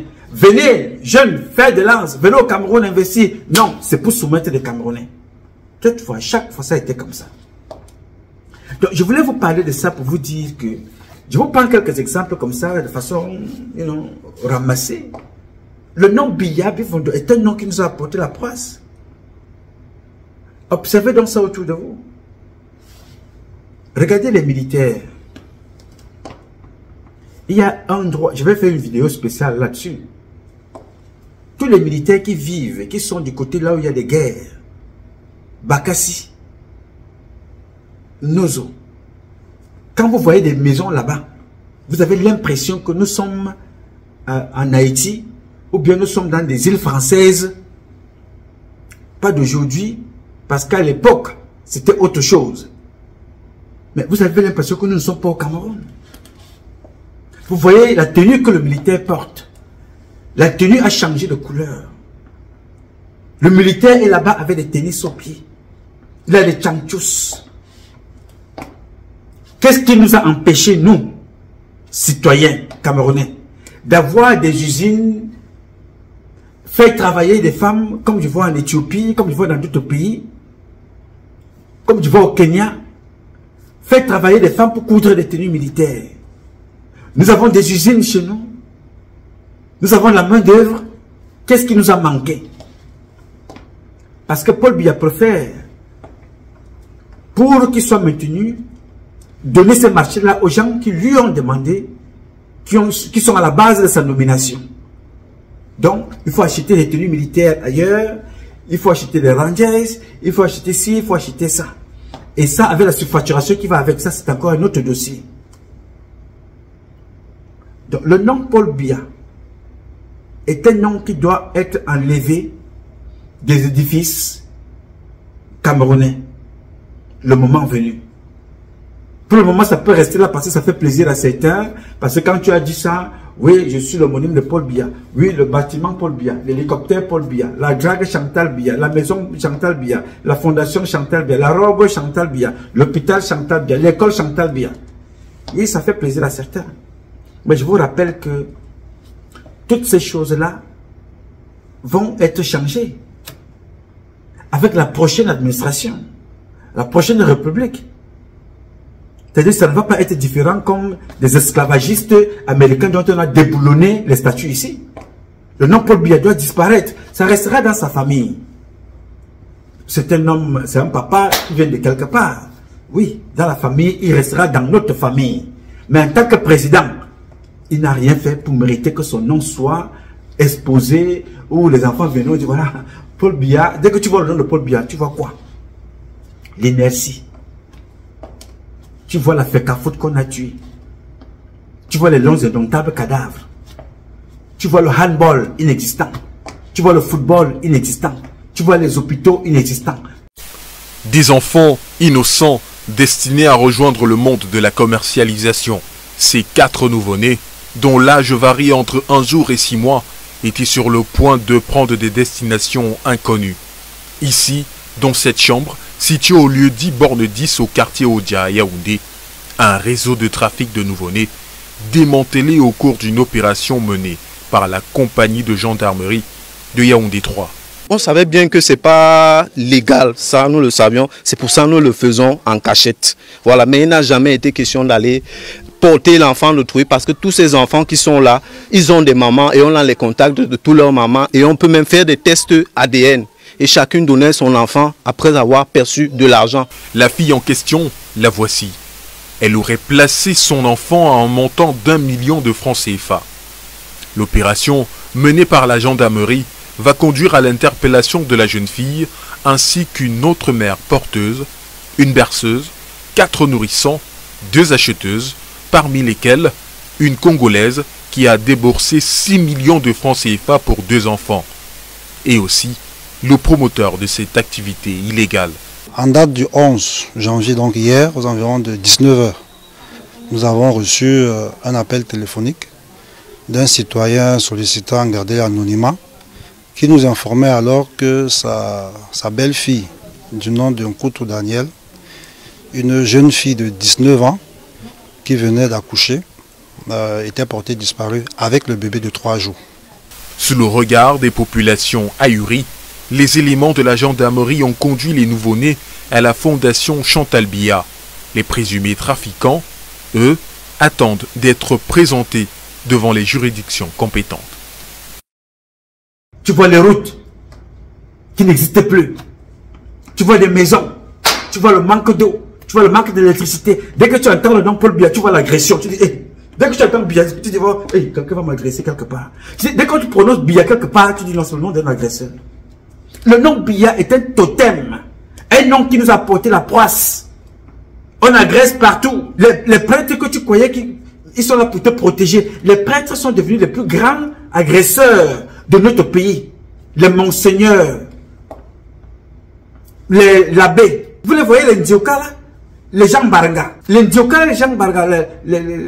Adalben Djana et le reste. Là où tu pensais que tu as agressé quelque part, hein, tu vas être protégé. Ce sont ceux-là même qui sont à la base du crime. Tu te dis, je m'en vais à la gendarmerie. Là encore, c'est un autre problème. C'est là-bas qu'on te finit. Ok, je m'en vais à la police. Là-bas encore, c'est la mort. Bon, je pense que c'est les douaniers qui sont capables. Là-bas, on te dépouille. À l'aéroport, c'est le pompon. Le nom Biya, il faut seulement l'appeler Lop Yabi. Pour signifier Biya, appelez-le Lop Yabi. Lop Yabi, c'est Paul Biya inversé. Lop Yabi. C'est le nom que nous allons donner au dessin animé. Le catalogue de dessins animés qui va sortir avec l'histoire du Cameroun, c'est Lop Yabi. Une histoire. Quand on va raconter ça aux enfants demain, je ne sais pas quelle position aurions-nous. Je ne sais même pas, ceux qui vont nous écouter vont se dire, mais vous étiez quoi, des extraterrestres? Vous étiez des morts vivants? Qu'étiez-vous à l'époque? Oui, à l'époque, nous avions un président qui vivait en Suisse.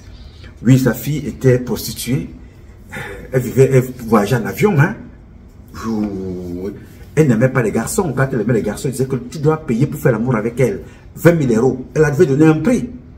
20 000 €, de temps en temps, tu dois lui faire des cadeaux. Oui. Mais le garçon lui donne 20 000 € pour coucher avec elle. Mais elle volait l'argent du pays pour coucher avec des filles. C'est elle qui payait les filles. Oui, c'était l'enfant de notre président à l'époque. Oui, c'était ça. Mais c'était comme ça, hein. Oui, à l'époque. Mais comment? Elle ne passait pas des examens. On la prenait, elle était à l'ENAM, pour arriver à l'ENAM, elle dit non, je vais aller à l'ENAM avec ma copine, celle-ci, non, elles sont 15, non, on les met à l'ENAM. Et à l'époque, quand on les mettait à l'ENAM, on enlevait les noms de ceux qui ont légalement, intelligemment, réussi, proprement et honnêtement aux examens. On les mettait de côté parce que la fille du président qui était prostituée à l'époque venait avec ses copines. On mettait les intelligences de côté pour prendre des cancres. Oui. À l'époque, il y avait un Camerounais qu'on appelait Valérie Bessala, qui avait expliqué ça. Mais vous n'étiez pas là, Valérie Bessala, c'était un garçon brillant aussi à l'époque. Oui, il s'appelait Valérie Bessala. À cette époque-là, c'était ça. Cette fille-là vivait en Suisse, dans un hôtel. Quand elle n'est pas en Suisse, dans un hôtel intercontinental, elle est à Paris. Elle vivait au Georges V. Oui, avec une bande de filles. Mais vous étiez là, tonton. Vous étiez là, grand-père. Oui, on était là. Mais que faisiez-vous? Mes enfants, que faisions-nous à l'époque? Non, c'était monter les fesses. C'était s'insulter entre eux. C'était, oui, mais à l'époque aussi, je peux comprendre cela. Parce qu'à l'époque, mais le président n'invitait pas le mathématicien. Parce que vous savez qu'à l'époque, le plus grand mathématicien, en fait, l'un des plus grands mathématiciens au monde était un Camerounais, on l'appelait Atangana. Mais il n'avait jamais rencontré le président. Mais les équipes du président invitaient les prostituées. Vous savez comment on les appelait? Est-ce que votre grand-mère, il ne faut pas qu'elle m'entende? Influenceuses d'État. On les appelait les influenceuses d'État. Oui! À cette époque-là, c'était ça. Les influenceuses d'État. On ne recevait pas les professeurs. À l'époque, les professeurs avaient déjà fait plusieurs mois sans salaire. Non, plusieurs mois. Plusieurs mois. Non, mais j'ai même oublié, mes enfants. Plusieurs années sans salaire. Oui! À l'époque de l'Obiabi, les enfants, c'était terrible. Mais ce qui était plus grave encore à l'époque de l'Obiabi, c'est que ceux qui se plaignaient de ne rien avoir, n'est-ce pas, d'être maltraités, étaient les mêmes qui se levaient pour s'attaquer à ceux qui dénonçaient leurs conditions de vie. C'était ça à l'époque. Oui, il y avait un Camerounais aussi, vous ne l'avez pas connu, il était un enfant brillant, un jeune journaliste. Il s'appelait Jean Bruno. Non, pas Bruno Bidjang, mais c'était un autre petit frère aussi, il était dans son style. Je te parle de, Jean Bruno Tagné. Vous n'avez pas connu Jean Bruno Tagné? Il avait écrit ça. Je vous avais gardé un papier, il avait écrit. C'est un papier que j'ai gardé, hein. Chaque fois que je marchais aux États-Unis, à New York, partout, j'avais ce papier-là avec moi. Oui!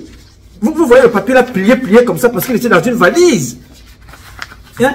Je l'avais plié comme ça, j'avais gardé ça sérieusement pour que vous sachiez ce qui s'est passé à l'époque. Il était plié comme ça parce que je l'avais gardé au fin fond de la valise. Parce que le message devait vous être donné.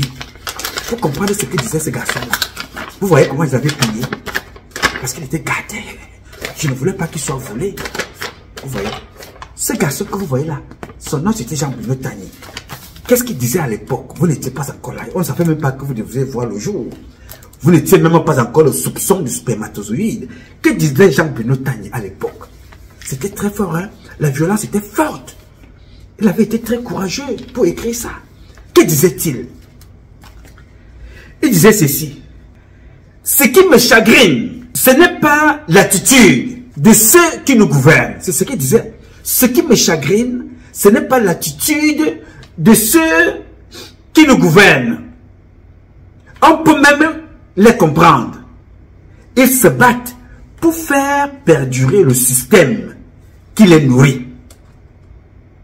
Ce qui est incompréhensible, c'est ce petit peuple misérable, non, le misérable, qui vit toutes sortes d'injustices et qui s'en accommode. Oui, il y avait tellement d'injustices on traversait sur les cadavres, on regardait comme ça, on continuait. Oui, l'injustice était de taille. Mais ce petit peuple qui vivait, toutes sortes d'injustices, mais il trouvait même les arguments pour soutenir les bourreaux. Non, Paul Biya, oui. Non, Paul Biya, s'il n'est pas sorti, il y avait les gens qui faisaient même les doctorats. Le silence du président. Ce monsieur-là parlait quelques fois par an. On entendait sa parole. Les gens écrivaient dans des livres le silence du président. Et il passait les doctorats. Il soutenait des thèses. Oui. Et le peu d'énergie qui lui reste, il l'oriente contre d'autres victimes du système. Ça me dépasse. Je pense que tout ça relève de la psychiatrie. C'est trop fort. Le gars qui a écrit ça, c'était un journaliste, un écrivain aussi, parce qu'il écrivait des livres. On l'appelait Jean-Bruno Tagny à l'époque. Vous n'étiez pas encore né. Vous n'étiez même pas encore les soupçons du spermatozoïde. Oui. Il a pensé ça. Et c'était ça à l'époque. Tu parles, c'est quelqu'un d'autre qui te dénonce, on veut t'arrêter. Au domicile de la famille Akemi, lieu dit carrefour de la paix au quartier Colbon, un air de désespoir mêlé à l'incompréhension. Voici plus de 2 semaines que Patrick Noutan, le Benjamin de la famille, est loin d'ici. À l'origine, des déclarations critiques contre le pouvoir faites dans cette échoppe de vente de vin de palme. Patrick s'est fait enregistrer lors de débats enflammés avec d'autres clients, échangeant sur la situation politique et économique du Cameroun. L'enfant était en train de dire là-bas que le pays ne va pas bien, qu'il a fréquenté et il n'a pas les diplômes et que le pays et qu'il n'a pas d'emploi et que le pays c'est en 2025. Il va étant sous, il dit qu'ils vont gâter le pays. Il va gâter le pays.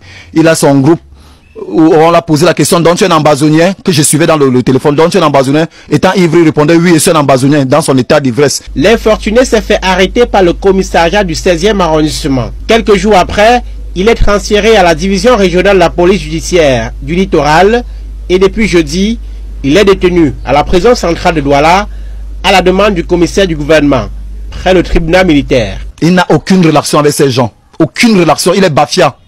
Permettez-moi, monsieur le journaliste, je vous dis que nous sommes des Rigama. Le marché des vendredis, c'est connu dans tout le monde, dans tout le Cameroun. De diverses sources policières, Patrick n'a pas d'antécédent judiciaire.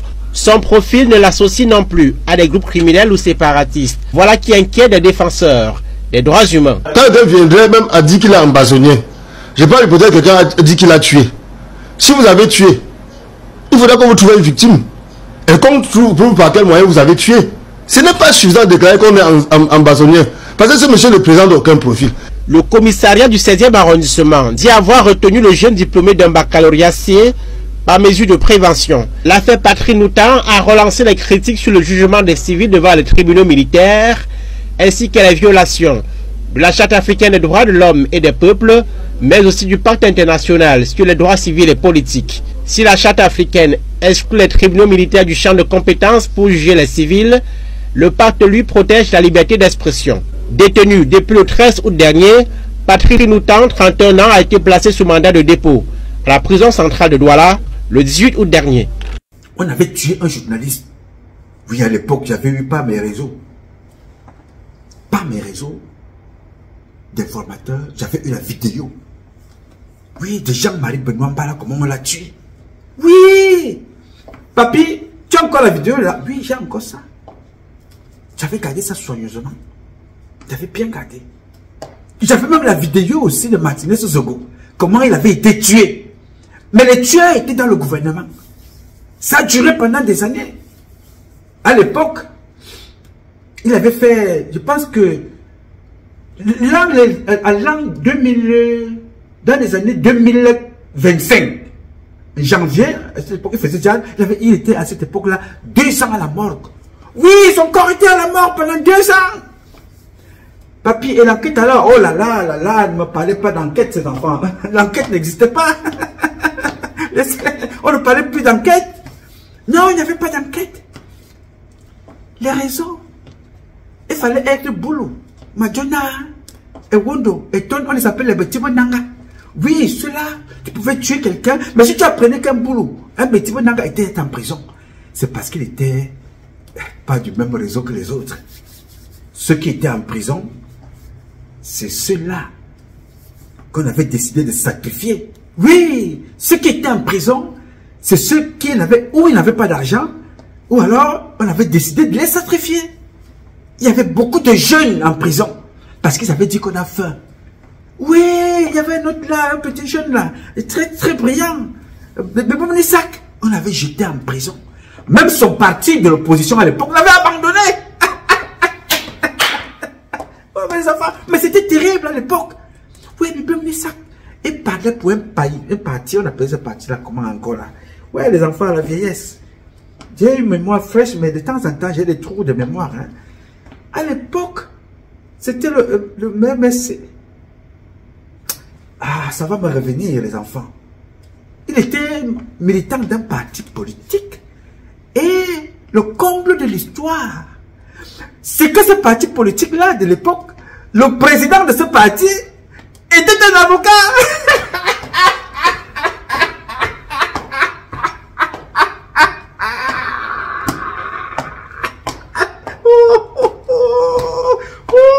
Mes enfants, je vous annonce que à l'époque, le président de ce parti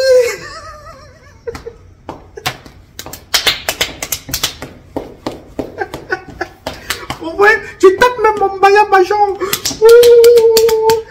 Le président de ce parti-là, à l'époque, était un avocat. Oui, il était un avocat. Mais ses propres militants étaient abandonnés en prison.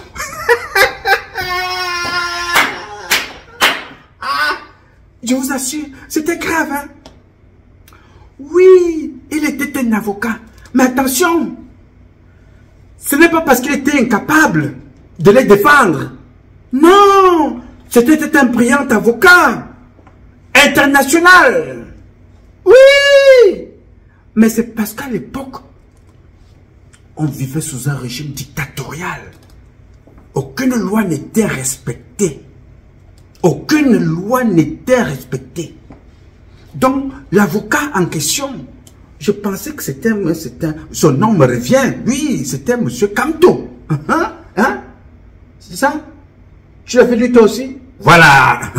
Il faut lire dans les livres. Dès que vous tapez son nom, Kamto, son nom sort. C'était son nom. C'était un avocat brillant. Mais il ne pouvait pas défendre ses militants. Il ne pouvait pas. Il les avait abandonnés en prison. Ils étaient condamnés à 7 ans de prison. Non, ils n'avaient pas volé. Non. Ces enfants n'avaient pas volé. Non. Non, ils n'avaient pas tué non plus. Non. Ils avaient dit que ce qui se passe au Cameroun n'est pas bon. Tout simplement. Oui, c'est tout ce qu'ils avaient dit. Ils n'avaient pas dit autre chose. Voilà pourquoi ils les avaient jetés en prison. Leur président était un avocat. Il ne pouvait pas les défendre. Pourquoi? Parce que rien dans ce pays-là, à l'époque, ne se reposait sur la lecture du droit, qui se basait sur des faits. Non, c'était pas ça. Tout le monde pouvait te jeter en prison. Quand tu es du parti au pouvoir, c'était ça à l'époque. Et Bruno Tagné avait déjà expliqué. Oui. Moi, je n'ai pas, ils ne m'ont pas mis en prison parce que, ce n'est pas parce que j'étais très fort, non. C'est que, à l'époque, quand je rentre dans l'armée, je vois ça. On me demande d'aller tuer des gens à gauche et à droite. Je dis, moi, je ne fais pas ça. Vous savez, moi, j'ai une autre éducation que m'avaient donnée mes parents. Vos arrière. Oui. Ils m'avaient donné une autre éducation. Mais j'avais dit que je ne faisais pas ça. Donc, je suis donc parti du Cameroun. J'avais fait plus de 30 ans hors du Cameroun. Oui, j'étais en France, j'étais en Allemagne, la Chine, j'ai pas été partout là. Oui, c'est pour ça qu'ils ne m'ont pas tué tout de suite. Parce que j'ai quitté le bateau quand il était encore très tôt. Sinon, ils m'auraient exécuté, ces gars. C'était très compliqué. Vous comprenez? Donc, voilà à peu près comment était le Cameroun. Je vais vous raconter cette histoire-là prochainement. C'était très compliqué. Alors que nous avions tout. Tout ce qui était riche chez nous venait d'ailleurs. Les Libanais, les Chinois. Oui! Les Camerounais étaient pauvres. La pauvreté était rampante. Les gens mangeaient. On était revenus à l'âge de la pierre taillée, l'anthropophagie, l'art de manger la chair humaine. Oui! C'était ça à l'époque. La femme du président de l'Obiabi, elle portait les grosses perruques comme ça là. Les grosses perruques. C'était ça la mode. Hein? Non, non, non. Personne n'avait jamais vu son cuir chevelu, sauf la coiffeuse. Oui! Elle se promenait avec la poubelle sur la tête. C'est ça, ce que vous voyez là. Oui, c'était ça. À l'époque, c'était pas naturel. Hein? Ça venait de Chine. Dans les conteneurs. Oui, les conteneurs. C'était ça notre vie à l'époque. Tu ne pouvais pas parler. Tu tentais de parler, ta vie était mise à prix. Ta tête était... Oui, c'était ça. Comment sommes-nous sortis de cette histoire? Mais c'est une autre histoire que je vais vous raconter dans la prochaine publication. Comment avons-nous fait pour sortir de là? À la fin de son régime, ils ont commencé à se manger entre eux. Par semaine, on pouvait avoir 12 hommes morts. Tel ministre est mort, tel directeur est mort, tel député est mort. Ils étaient en cascade. C'était le règne. Satan était en train de récupérer. C'est fidèle. Les enfants, on a vu des choses, hein? Oui. Alors, à la fin, j'ai dit aux Camerounais, quand le Cameroun va changer, on devait enlever leur nom. Sur toutes les choses, ils avaient mis leur nom partout. Drake Chantal Biya, bâtiment Paul Biya, aéroport Paul Biya, stade Paul Biya. Des imposteurs qui ne servaient à rien. J'ai dit, on doit enlever tout ça. Oui. À l'époque, j'avais parole. On doit enlever tout ça, on doit enlever tout ça. C'est pour ça que vous avez retrouvé des noms sur des rues. Roger Mila. Oui, vous avez connu Roger Mila? Non, non, non. Aléli qui était Roger Mila. C'était parmi les grands footballeurs de l'époque. Il avait aussi son fils. Eto. La rue que vous avez vue là, le boulevard Eto. Cet enfant-là, c'était un grand footballeur. Mais le président de l'époque, l'Obiabi, a détruit sa carrière. Oui, c'était nombreux. Est-ce que vous savez même que dans ce monde-là, l'un des plus grands boxeurs, Jean-Marie Emebe, c'était un Camerounais. Oui. Le gymnase, quand vous avez vu là, le gymnase Jean-Marie Emebe, on a fait, c'était en hommage à Jean-Marie Emebe. Grand boxeur camerounais, on a fait de lui gardien d'une porte à l'ambassade du Cameroun.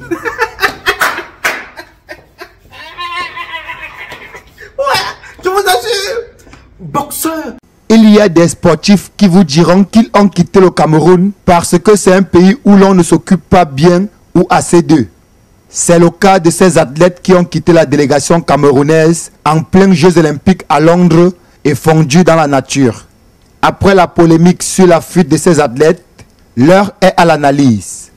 Pour comprendre, nous sommes allés à la rencontre d'une légende du sport camerounais, aujourd'hui dans l'oubli. Boxeur professionnel. C'est un vrai champion, Jean-Marie. Pourquoi cette désertion? Eh bien parce que Jean-Marie Emebe est trop fort. Son palmarès parle pour lui. 45 combats, 40 victoires, 2 nuls, 3 défaites. Champion d'Afrique des poids Walter, champion d'Afrique des poids moyens par KO, finaliste au championnat du monde militaire, sélectionné aux Jeux olympiques de Montréal. Il passe professionnel et affiche dans la foulée 12 victoires consécutives, dont 11 KO.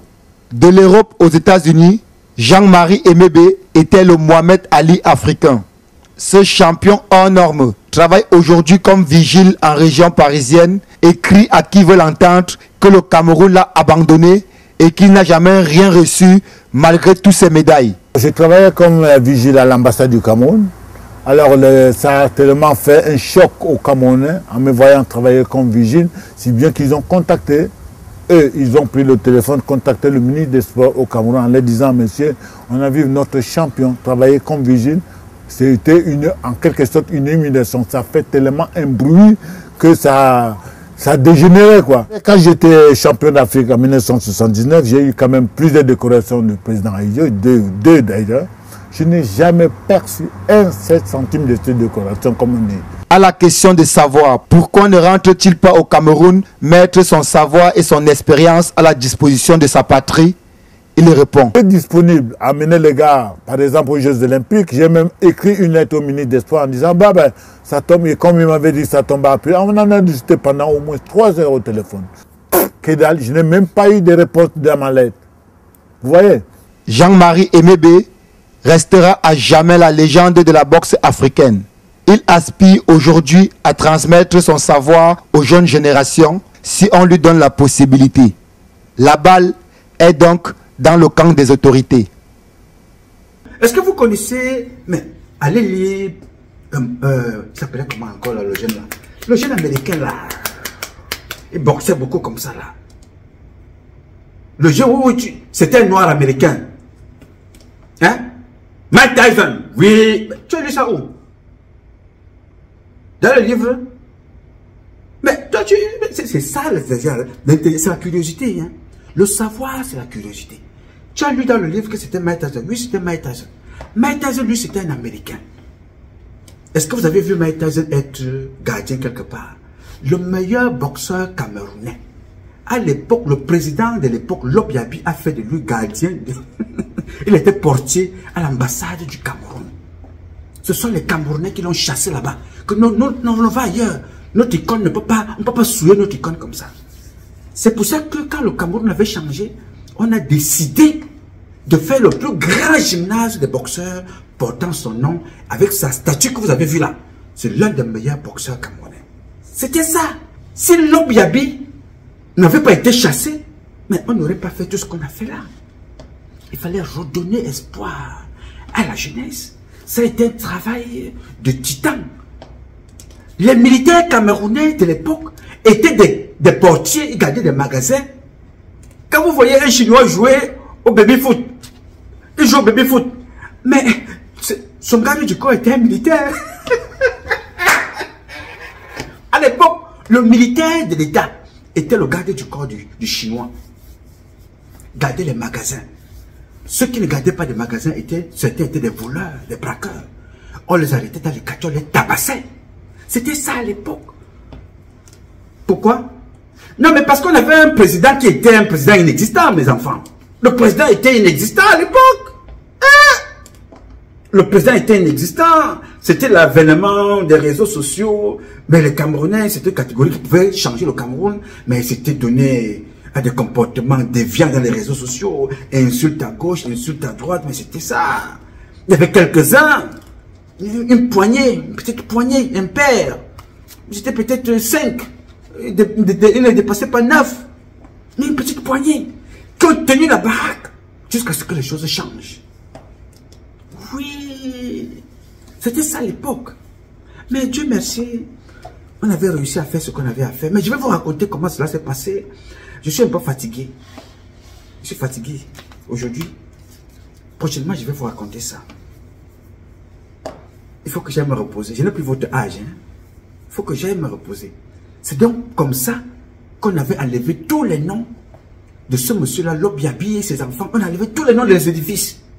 On a commencé par juger ceux qui étaient restés parce que lui-même, fatigué à l'époque, vous savez, chez nous, dans nos valeurs, on ne brutalise pas les parents. Il avait été médiocre, mais chez nous, les valeurs africaines, pas seulement camerounaises, on ne fait pas du mal aux parents.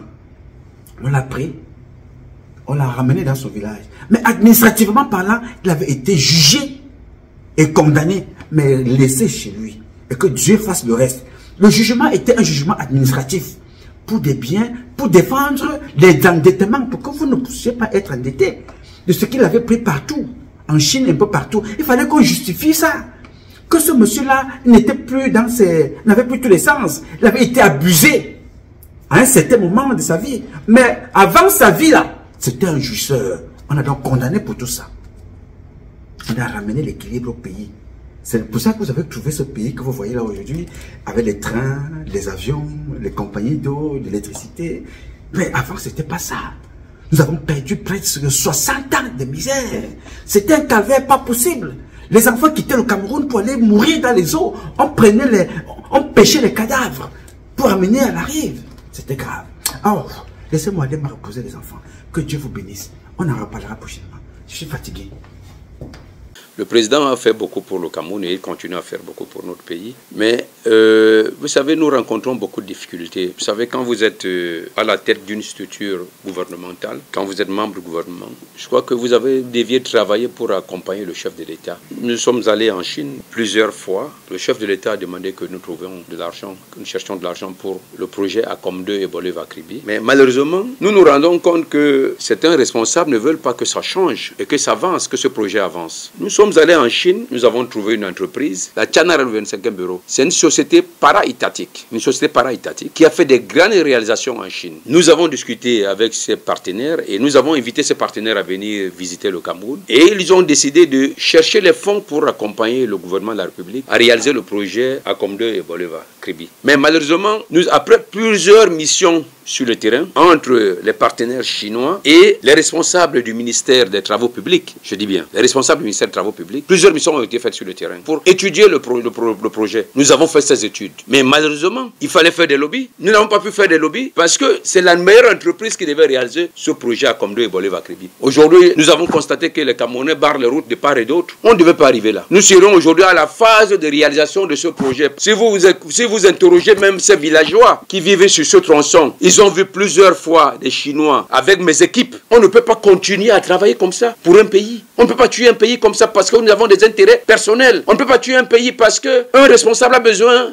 de gagner des milliards. On ne peut pas tuer un pays parce qu'un responsable a besoin de créer ses propres entreprises. Il faudra que ça cesse dans ce pays. Parce que le président Biya, les gens, on accuse le président Biya de part et d'autre pour dire que le président Biya a fait ceci, il a fait cela. Vous pensez que quand on sommes nommé ministre aujourd'hui, est-ce que le président Biya viendra faire mon travail? Si vous êtes nommé ministre, cher monsieur, est-ce que le président Biya viendra faire votre travail? Moi, j'ai été reçu par le président Biya au moins 2 fois. Le président nous a dit ce jour-là que je ne suis pas ministre, mais quand je nomme un ministre, quand je nomme un directeur de société, ils sont là au service de la nation. Ça, c'est les propos dits du président Biya. En 2004, à Monatélé, j'étais président de section départementale de RDPC, dans le Yon Okele. Il était très jeune. Il était même très surpris de me voir en tenue de RDPC. Il a posé la question à savoir, il est OJ ou RDPC? On a dit non, c'est ce monsieur qui a battu tel membre du gouvernement et il est passé président de section. Voilà un peu, il y a des informations qui manquent au bas peuple. Mais nous avons le devoir d'accompagner ce monsieur qui a la lourde charge de conduire ce pays. Ils sont là pourquoi? Est-ce que quand on est responsable, membre du gouvernement, est-ce qu'on doit avoir une structure derrière? Non, je dis non. Donner des affaires aux hommes d'affaires, ils sont là pour ça. Un opérateur économique est un créateur de richesse. Donc nous sommes là, on est là pour accompagner le pouvoir, accompagner des Camerounais qui veulent travailler, créer de l'emploi, accompagner des jeunes qui veulent travailler, qui sortent des écoles. Il y a le chômage aujourd'hui, mais nous créons des emplois pour apporter des partenaires dans ce pays pour réaliser des projets. Parce que ces Emmanuel Nganou Messi pointe du doigt la corruption entretenue par les élites du Sud. J'ai reçu une bonne délégation de cette région qui est venue battre campagne, entre guillemets, pour l'entreprise qui est sur le terrain aujourd'hui, m'invitant à accepter le kilomètre de route à 1,2 milliard. Ça a entraîné des échanges épistolaires qui ont pris 6 mois. Je disais non. Bien plus. Le ministre des Travaux publics est le réceptacle des ressources destinées à l'aménagement de routes. Ce n'est pas le ministre des Travaux publics qui s'en va les chercher pour se les mettre à disposition. Que ce soit l'entreprise X ou